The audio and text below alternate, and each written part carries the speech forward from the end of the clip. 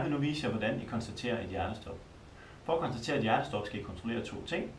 Manglende bevidsthed og manglende normal vejrtrækning. For at kontrollere hans bevidsthed tager jeg fat i skulderen i ham, rusker i ham og råber af ham. Hallo? Hallo? Hvis han ikke reagerer på det, så er han bevidstløs. Lige så snart jeg har konstateret, at han er bevidstløs, råber jeg op efter hjælp. Hjælp! Det gør jeg, fordi jeg håber, der kan komme nogen til, der kan hjælpe mig med den her situation. Når jeg har råbt op efter hjælp, så skal jeg til at finde ud af, om han trækker vejret normalt.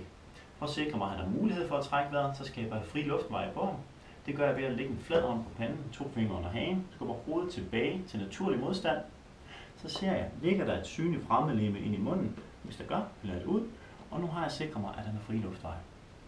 Det næste jeg så gør, det er at lave den øvelse, der hedder se, lyt og føl, som går ud på, at jeg ser ned over brystkassen på ham, samtidig med at jeg lytter og føler med hans næse mund, om der kommer luft ind og ud. Det ser sådan her ud.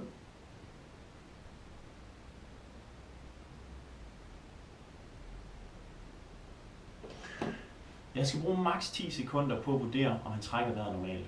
En normal vejrtrækning er en regelmæssig hævelse og sænkelse af brystkassen og ind- og udånding af luft fra næse-mund-regionen. Hvis vedkommende her er bevidstløs og har manglet normal vejrtrækning, så har han hjertestop. Det næste jeg skal gøre, det er at ringe til alarmcentralen 112 og forklare dem om situationen.